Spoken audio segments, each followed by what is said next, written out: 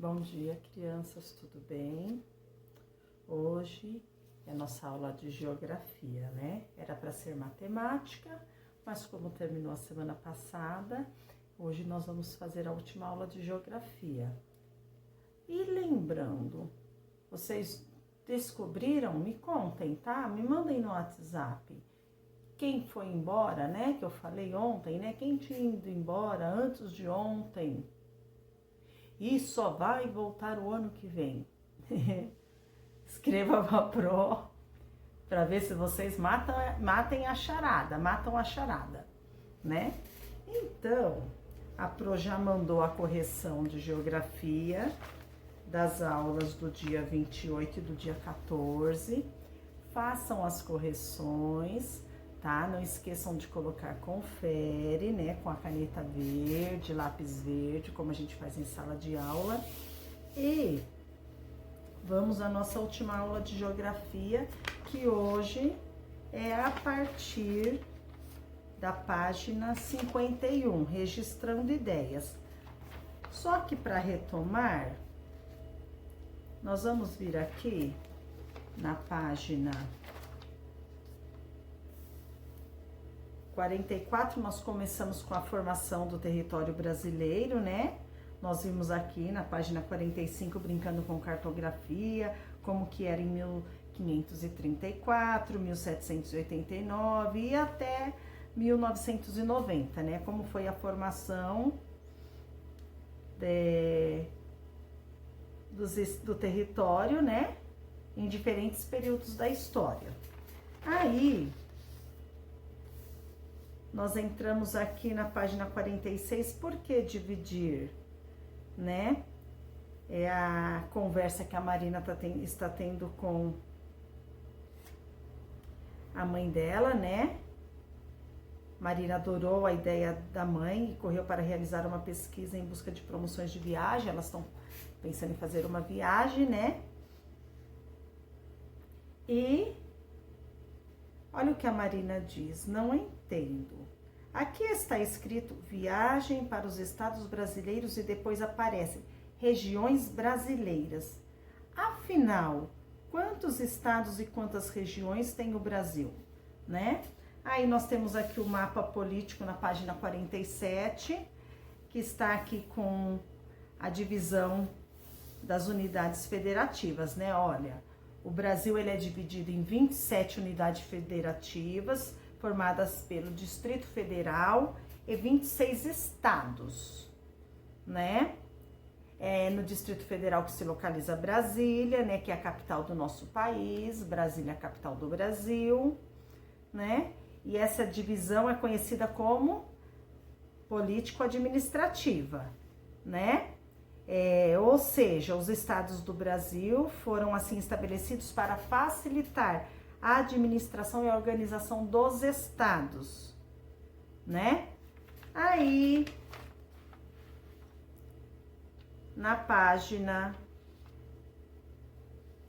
49, nós estamos com o mapa político do Brasil dividido nas 5 regiões, que é a Norte, Nordeste, Sudeste, Centro-Oeste e Sul, né? Essa divisão nessas 5 regiões, né? Ela foi determinada pelo IBGE. O que é o IBGE? É a sigla para a Instituto Brasileiro de Geografia e Estatística. Ela é responsável pela organização pública federal, pelos estados e estatísticas do Brasil. Então, aqui nós temos um mapa político dividido nas 5 regiões, né? Aí, nós vamos para a página 51, registrando ideias. A regionalização proposta por Pedro Geiger. Dona Isabel tem razão. A determinação das 5 regiões oficiais do Brasil proposta pelo IBGE foi feita com base nos aspectos da paisagem natural brasileira, como o clima e o relevo. Mas essa não foi a única proposta pensada para o Brasil. O geógrafo Pedro Geiger propôs, no final da década de 1960, uma maneira de regionalizar o Brasil que considera também os aspectos sociais e econômicos, como o modo de vida da população e as atividades econômicas praticadas. São 3 as regiões segundo essa divisão, segundo a divisão de Pedro Geiger: Centro-Sul, Nordeste e Amazonas. Aí nós temos aqui o mapa político do Brasil com essas 3 regiões: Amazônia, Nordeste e Centro-Sul. Então, nós vimos aqui 2 formas de regionalização do Brasil. Uma proposta pelo IBGE, né, que ele fez com base nos aspectos naturais, como clima, relevo, e o Pedro Geiger, que fez com base nos aspectos sociais e econômicos, como o modo de vida da população e as atividades econômicas praticadas. Então, são 2 tipos de regionalização. A proposta pelo IBGE, né, que tem base nos aspectos da paisagem natural, como o relevo e o clima. Já por Pedro Geiger, ele tem a proposta que considera os aspectos sociais e econômicos, como o modo de vida da população e as atividades econômicas praticadas, tá? Então, observe, no número 1, observe que nessa regionalização, os limites dos estados não são respeitados. Aí no mapa de vocês, como é colorido, tá bem mais fácil de observar. Então, nós observamos que aí os limites dos estados não são respeitados. Aí tá aqui, discuta com o professor e os colegas por que isso ocorre.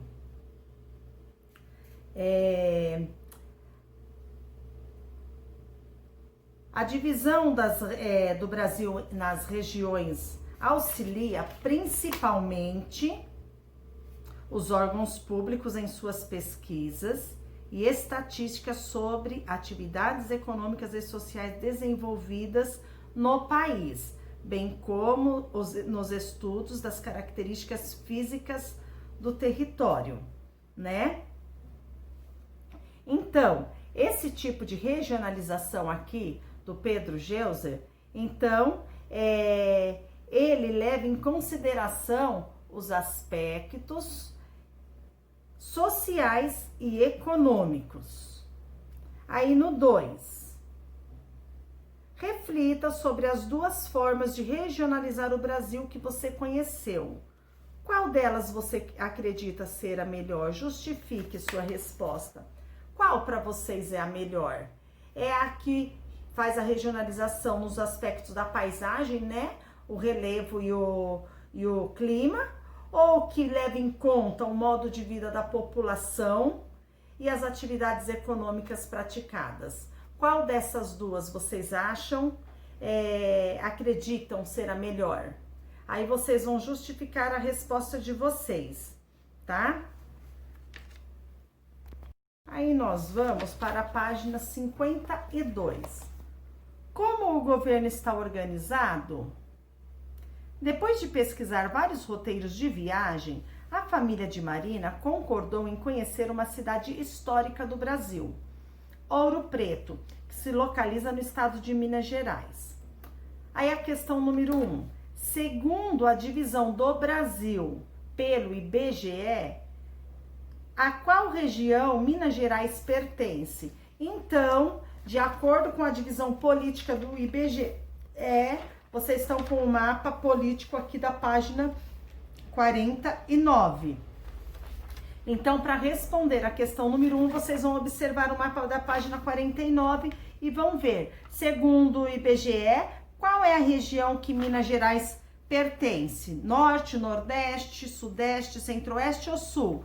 Vocês vão olhar aí no mapa e vão responder aqui. Agora, já a questão 2, e qual a região a qual região Minas Gerais pertence, segundo a forma de regionalizar o Brasil que considera aspectos sociais e econômicos, que já é aqui essa regionalização proposta por Pedro Gelger, que está aqui no mapa da página 51. Então, a região que pertence pelo IBGE, Minas Gerais pertence, né? Segundo a divisão política do IBGE, vocês vão ver na página 49. Já qual região Minas Gerais pertence, segundo essa forma de Pedro Gelger, né? Que considera os aspectos sociais e econômicos. E vão ver aqui no mapa 51 para ver em qual região Minas Gerais pertence, de acordo com esse modo de regionalização. Marina estava ansiosa para conhecer a cultura da cidade de Ouro Preto. Uma das coisas que mais chamou a atenção da menina foram as ruas de paralelepípedo. Ruas de paralelepípedo, né? É muito engraçado quando o carro tá passando, ele fica tremendo, né? Lá em Ouro Preto, olha o que chamou a atenção dela, são essas ruas. Marina viu uma placa em um dos monumentos da cidade. Olha só o que diz essa placa. Atenção, para preservar a história da cidade, declaramos que é proibida a pavimentação de ruas. Mas, afinal de contas, quem toma esse tipo de decisão mostrado na placa? Deixa eu explicar aqui para vocês. Esse tipo de informação que está na placa, ele serve para explicar que esses locais se tornaram um patrimônio histórico, tá? Então, essa placa aqui está dizendo que esse local é um patrimônio histórico, né? Como é o caso aqui da cidade de Ouro Preto. Aí aqui, olha só, tem aqui IPAN, Instituto de Patrimônio Histórico e Artístico Nacional. Esse instituto, ele é uma autarquia federal vinculada ao Ministério da Cultura, que responde pela preservação do patrimônio cultural brasileiro, né? Então, é um patrimônio público, ele não pode ser modificado. Mas é antigo, era lá, não. Eu vou reformar, vou dar uma cara nova. Não, não pode, ele é um patrimônio, né? Então, não pode mexer nele. E para que uma determinada região seja reconhecida, né, como patrimônio natural, é feito um tipo de tombamento, né? Tombamento, ele é um instrumento de reconhecimento e proteção do patrimônio cultural mais conhecido e pode ser feito pela administração federal, estadual e municipal, tá? Então, Ouro Preto, ela é uma cidade histórica, né? E as ruas aqui, elas são patrimônios, não podem ser pavimentadas, não podem ser modificadas. 3. Você sabe responder a pergunta de Marina? Sabe quem elabora leis e regras para um estado ou uma cidade? Vocês sabem? O senhor Emerson, pai de Marina, comentou que a administração dos estados, municípios e também do país é dividida em 3 poderes, que são eles: legislativo, executivo e judiciário, né? Olha só, legislativo é o poder que formula leis de abrangência geral para serem colocadas em práticas e administradas pelo poder executivo. Então, o poder executivo, ele executa as leis formadas pelo poder legislativo. E o judiciário, o que ele faz? Ele é responsável pela interpretação e aplicação das leis criadas pelo poder legislativo, né? Olha aqui, um poder não é mais importante do que o outro. E são independentes entre si. Então, um não é melhor que o outro, não é como mais importante que o outro, né? E também eles são independentes entre si, ou seja, cada um é responsável pela sua área de atuação, ok? Aí vamos para a página 53. Esses são os 3 poderes de um Estado soberano, os quais são exercidos em 3 esferas. Federal, do país. Federal, país. Estadual, é do Estado, no caso, o nosso Estado de São Paulo. E municipal, do município, a nossa cidade, São Paulo. Essas 3 esferas do governo trabalham em conjunto para que as leis sejam elaboradas, aplicadas e cumpridas. Além disso, essas esferas arrecadam dinheiro por meio de impostos e taxas para atender às necessidades da população, como construção de escola, hospitais, estradas e etc. Olha aqui no glossário, soberania. O que é soberania? A autoridade suprema ou principal. Marina ainda ficou em dúvida sobre a organização desses poderes. Então, quando chegou ao hotel, o senhor Emerson fez um desenho para ela entender. Veja, olha só, o legislativo, executivo e judiciário. O que tem no legislativo? Os deputados federais, os senadores, deputados estaduais e os vereadores. Eles são de responsabilidade do poder legislativo. Poder executivo, quem é? Presidente, vice-presidente, os ministros, os governadores, vice-governador, secretários, prefeitos, vice-prefeitos e secretários. Esses são de responsabilidade do Poder Executivo. E do Judiciário tem o Supremo Tribunal Federal e os tribunais estaduais.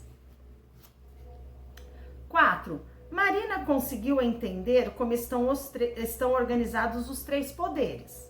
E você? Mostre que também aprendeu, identificando quais são os representantes no seu estado, tá? Qual é o nosso estado? Dos poderes executivo, legislativo e judiciário. Então, aqui vocês vão escrever do nosso estado, quem são os representantes dos poderes executivos, legislativos e judiciários. Tem aqui esse quadro que o senhor Emerson fez para a Marina e vocês se baseiam nele também. Aí o 5. E no seu município, quem são os responsáveis pelos poderes legislativos e executivos? Agora no nosso município, já não é nível estado, município. Quem são os responsáveis pelos poderes legislativo e executivo? Ok? Olhando também aí, dá para saber. Aí nós vamos para a página 54. Marina quis saber um pouco mais sobre as funções dos representantes de cada um dos poderes municipais. O pai então explicou que os vereadores, que compõem o poder legislativo, trabalham na Câmara dos Vereadores, não só criando as leis do município, como também fiscalizando se os serviços públicos oferecidos, como postos de saúde, hospitais, escolas, saneamento básico, etc., estão adequados às necessidades da população. Já o prefeito e o vice-prefeito, que compõem o poder executivo, são auxiliados pelos secretários municipais, os quais são responsáveis pelos serviços públicos. Cada secretário é responsável por uma secretaria. Então, tem o secretário da Educação, de Obras, da Saúde, etc. Você sabia? A quantidade de vereadores de um município varia conforme o número de habitantes e as leis municipais. E por falar nisso, Participação política. Marina quis saber se faltava muito para que ela pudesse escolher seus representantes. O pai explicou que no Brasil, cidadãos maiores de 16 anos têm direito ao voto, instrumento que permite à população escolher seus representantes políticos de maneira direta. Uma vez eleitos, estes devem governar em favor do povo, né? Com certeza vocês já ouviram falar sobre isso. Nós tivemos aí as eleições, a última que nós tivemos foi para o presidente, onde foi eleito o presidente Bolsonaro, né? Então esse ano vai ter eleição também, que é governador e prefeitos. Por causa da pandemia, talvez as datas sejam mudadas, né? Mas para que o cidadão possa votar, participar, né, na escolha do seu representante, ele tem que ter 16 anos. Com 16 anos, ele já pode tirar, né, o título de eleitor, que é o documento que ele pode estar apresentando para votar. A eleição não é o único meio de intervir na realidade da sociedade. O debate contínuo sobre as possíveis soluções de problemas, como gestão dos recursos naturais, violência, desigualdade social, entre muitos outros, deve ser feito em vários locais, seja para discutir as questões de um bairro ou de uma região, a fim de que haja um envolvimento cada vez maior da população nas decisões a serem tomadas. Olha aqui uma imagem, reunião do Conselho Municipal de Belo Horizonte, foto de 2011. A participação da população é fundamental para o exercício da cidadania. Afinal, o contato dos cidadãos com a esfera pública permite que eles se aproximem de ações políticas públicas que afetarão diretamente suas vidas. Essa participação nos municípios pode se dar por meio de conselhos municipais, formados por representantes do Poder Executivo e da sociedade, ou seja, da população. Olha, alunos, vocês podem se organizar, olha só, vocês ainda são crianças, mas vocês podem se organizar para tomar decisões com relação a problemas na escola, na rua onde moram e até mesmo na sua cidade. Como cidadãos, todos têm a liberdade de opinar e sugerir formas e situações que possam prejudicar a população ou comunidade do lugar onde vivem.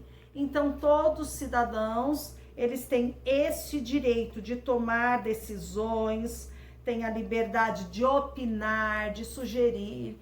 Assim são vocês também. Vamos pensar em nível 4º A.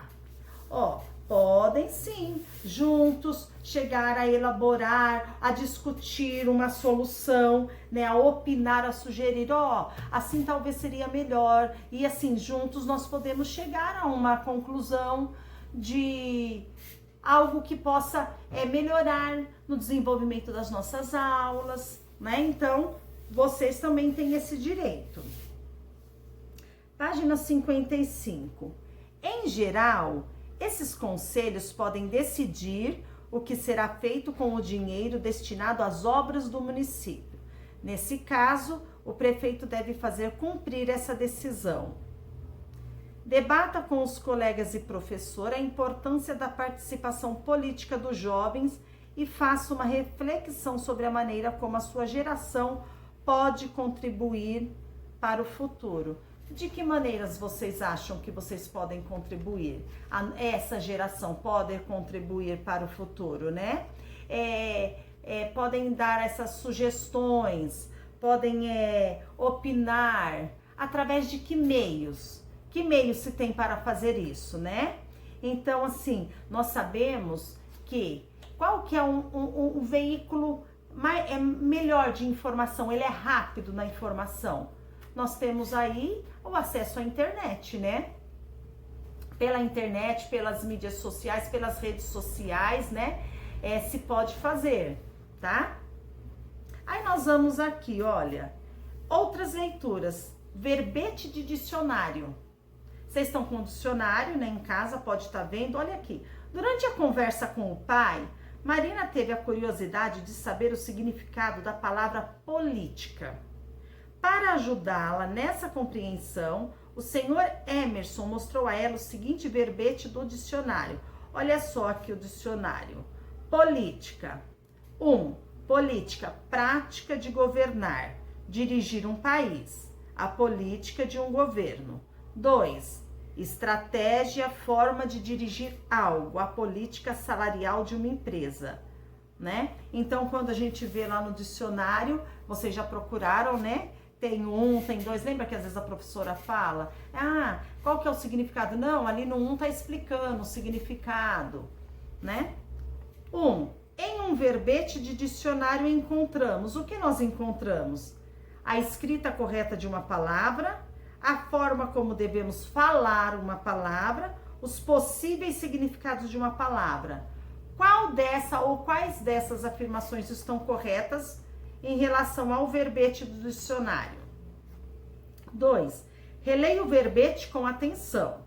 Qual dos significados apresentados está relacionado ao que estamos estudando? Nós estamos estudando sobre o quê? Sobre o que tema, né? Qual desses significados apresentados no verbete tem a ver com o que estamos estudando? E 3. Escolha outra palavra relacionada ao que você está estudando nesse capítulo e procure-a no dicionário. Observe seus significados e identifique qual deles se aplique ao que você está estudando. Então, nós estamos aqui estudando, né? Vocês vão procurar no dicionário mais uma palavra que tem a ver com esse tema aqui, ó, que nós estamos estudando, tá? E vocês vão escrever o significado, né? Que identifique qual delas se aplica ao que a gente está estudando. Olha só que interessante. Depois eu vou passar tanto no Acadesc como no grupo do 4º ano. Um site, uma sugestão de site muito interessante que vocês podem estar entrando, se chama Plenarinho. Lá tem jogos, tem informações, você sabia, tem dicas, muito interessante para vocês estarem se aprofundando, né, esclarecendo esse assunto de legislativo, executivo, de política, tá? Então lá tem várias informações interessantes. Depois eu passo o link para vocês estarem verificando. Vamos para a página 56. Marina e sua família estavam adorando o passeio a Minas Gerais. A garota pretende conhecer outros estados brasileiros, mas para isso terá que economizar o dinheiro que recebe da quinzenada para poder contribuir nessas viagens. Olha que chique, Marina recebe quinzenada. E vocês? Vocês recebem mesada, quinzenada ou semanada? Ganham dinheiro de quanto em quanto tempo, né? E olha que o interessante que ela falou, que ela precisa economizar. Então, se vocês recebem mesada dos pais, aprendam, ó, a fechar a mão, a economizar para realmente aquilo que é importante, né? Não ter pressa de gastar. Ah, ganhei 50 reais. Nossa, eu preciso gastar meus 50 reais. Não, vamos pensar. Será que realmente eu preciso daquilo que eu quero comprar? Será que vai ser algo benéfico para mim, né? Olha aqui, aprendendo o valor das coisas. Fazendo uso da quinzenada. Ainda bem que meu filho André não tá sabendo de quinzenada, senão ele vai querer ganhar de 15 em 15 dias um din-din meu, ó. Ainda bem que ele está dormindo, não ouviu eu falar. Os pais de Marina dão uma quantia à filha toda quinzena.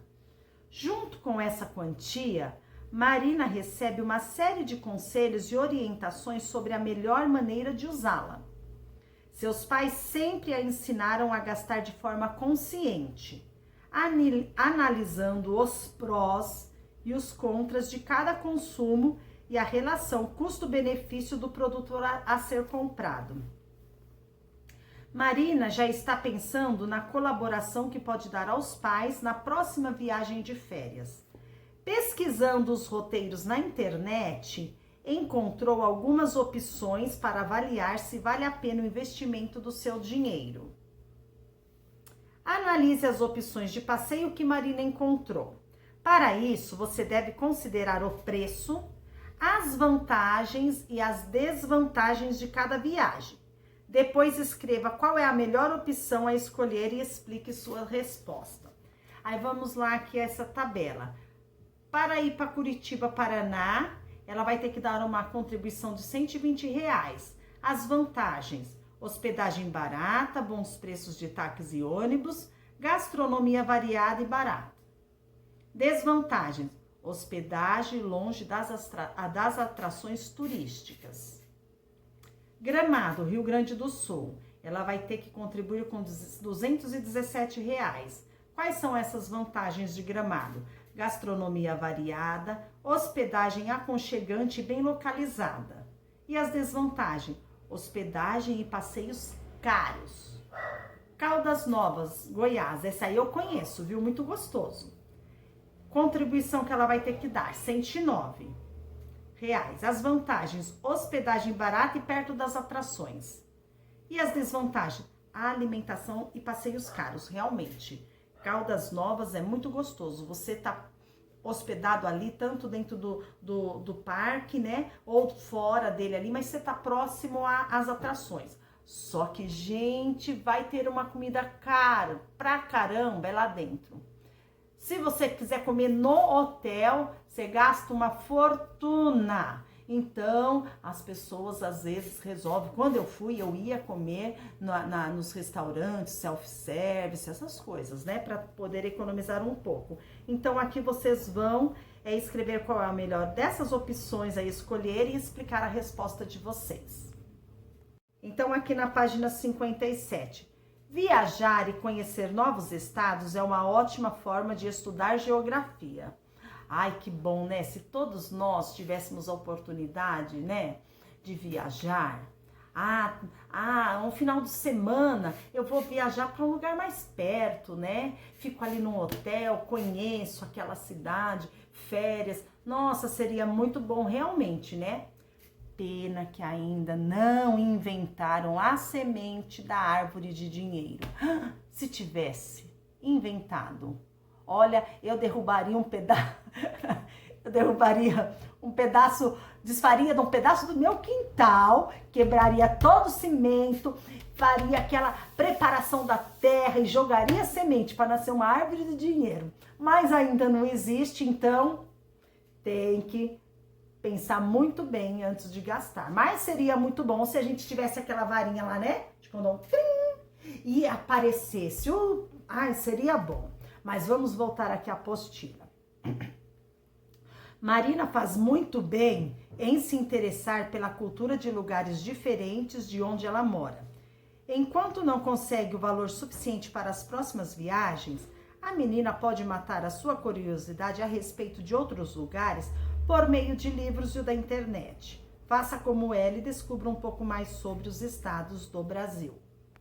Então, aqui na página 57, nós vamos para o exercitando, né? Para saber como foi o aproveitamento das aulas. Mas caso tenham dúvidas, vocês têm a apostila para estar tirando essas dúvidas. E tem a professora, vocês podem estar chamando a pro, tá?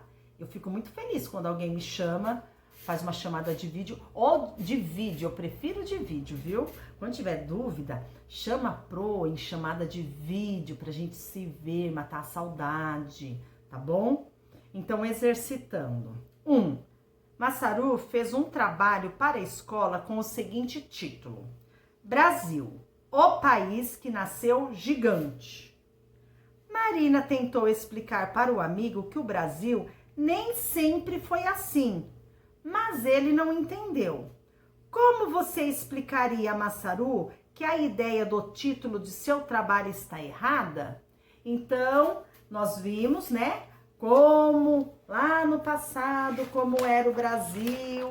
Então, tem lá 1000, na página 45, lá o mapa de 1534 a 1990. Então, é fácil vocês darem essa resposta. Então, vocês precisam ajudar a Massaru mudar o tamanho, o título do trabalho dele. 2. Ao pesquisar os variados destinos de viagem pelo Brasil, Marina conheceu um pouco mais sobre os estados brasileiros. Veja o mapa a seguir e faça o que se pede. A.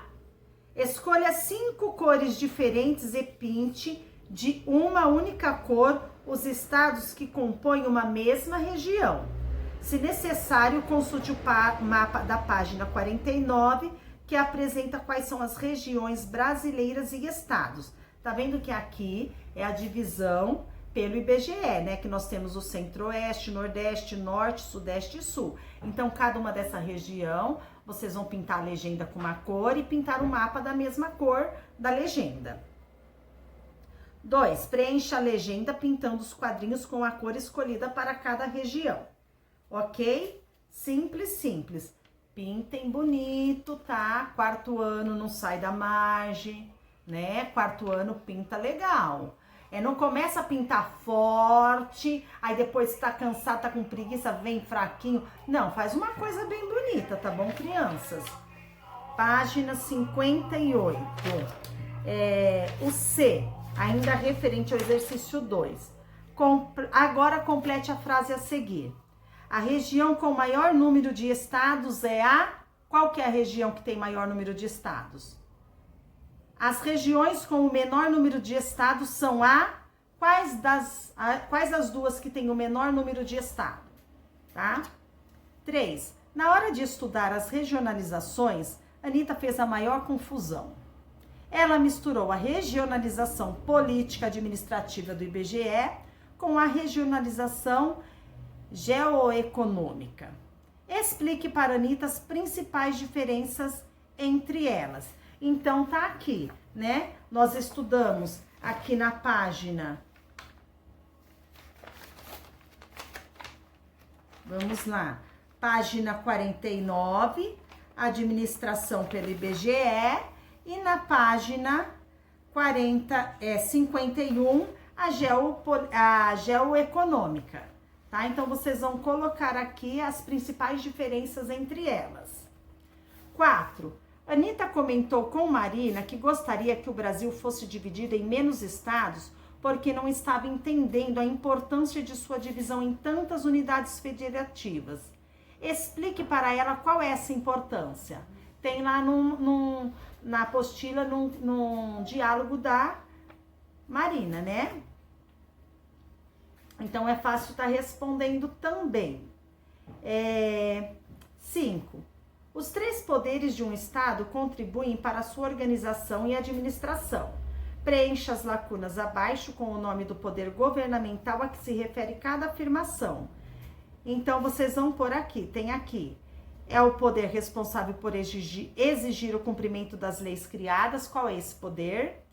É o poder que coloca em prática e administra as leis criadas. Que poder é este? E qual é o poder que cria as leis e regras que devem ser respeitadas por todos? Ok?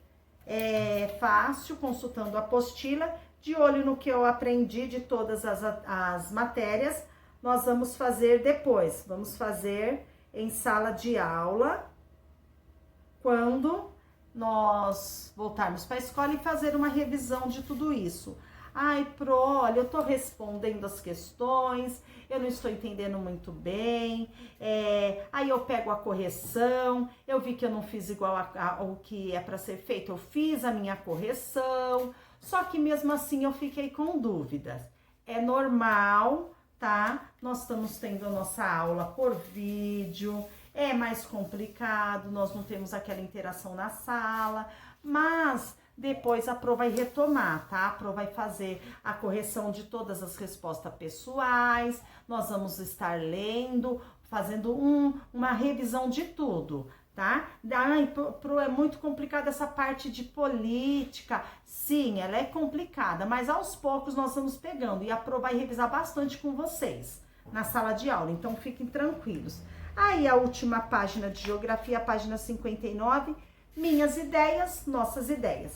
Pesquisando migrações na comunidade. Você estudou em história a migração de pessoas ao longo do tempo.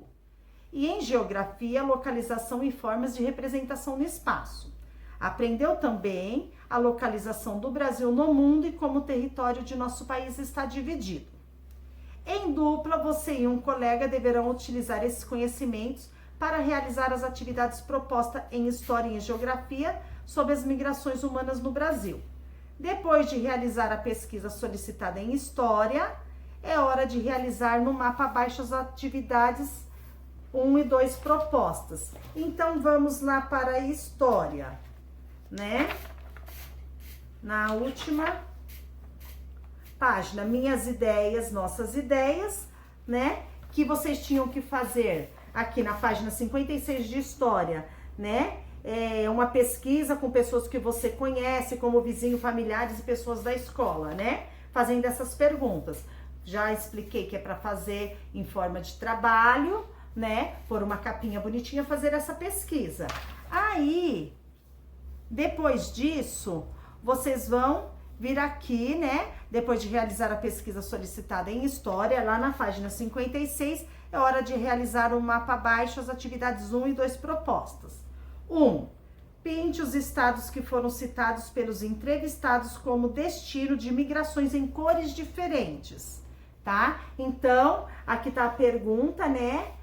E vocês vão olhar lá na pesquisa que vocês fizeram e vão pintar os estados que foram citados como destinos de migração, com cores diferentes. 2. Faça uma seta saindo do estado de origem da pessoa entrevistada em direção ao lugar para onde ela migrou, indicando seu deslocamento, né? Por exemplo, a pessoa, o estado de origem é Bahia e ela migrou para o Rio de Janeiro. Você já fez as pinturas necessárias, aí você vai fazer aquela seta indicando o destino, né, do seu deslocamento. Igual tem aqui nós vimos em História, né, as setinhas lá na página 22, a migração, né, os povos migrando, tudo. Aí vocês fazem essa setinha também. Crianças, então, História terminou. Ainda tem alguns trabalhinhos aí que a gente tem que fazer, né, para terminar o conteúdo de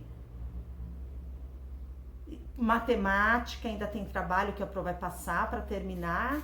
História tem, geografia tem, e nós vamos ver o que tem ainda de ciências na aula de amanhã e depois. Então a Pro vai dar uma data tranquila para vocês estarem fazendo, tá? Não se preocupem, procurem não deixar acumular, crianças. Eu sei que é difícil, eu sei que assim, vocês precisam da orientação de um familiar, né? Eu sei que também tem hora que o desenho tá mais gostoso, né? O desenho que eu tô assistindo na televisão tá mais gostoso. Ai, mas eu não passei aquela tela no videogame. Ai, faltou. Ah, mas eu tô com vontade de pular corda. Eu tô com vontade de brincar um pouco. É mais gostoso. Só que vocês já são grandinhos, então a Pro chama a atenção de vocês para isso. Vocês cresceram e conforme vão crescendo, são maiores as responsabilidades, tá? Então procurem acompanhar a aula da Pro já fazendo o exercício. Se o vídeo tem 40, 50 minutos, no máximo 2 horas, entre vocês assistirem e pausando, para ir fazendo página por página, conforme a Pro explica, vocês conseguem fazer. Ah, mas aconteceu alguma coisa, não deu, tá? Pede pra mãe, pede pro pai, pra irmã mais velha, pra comunicar a Pro, tá bom? Que a gente dá um jeito pra tudo, tá bom, crianças? Boas atividades, e a Pro hoje à tarde vai estar fazendo todos os bilhetes dos trabalhos que faltam, tá? E de todos os que foram pedidos para vocês se orientarem, porque vocês vão ter que entregar todos os trabalhinhos junto na escola para Pro, tá bom? Mas Boa atividade, façam a correção, façam a atividade de hoje e um ótimo dia para vocês. Beijo, vocês moram no meu coração. Até mais.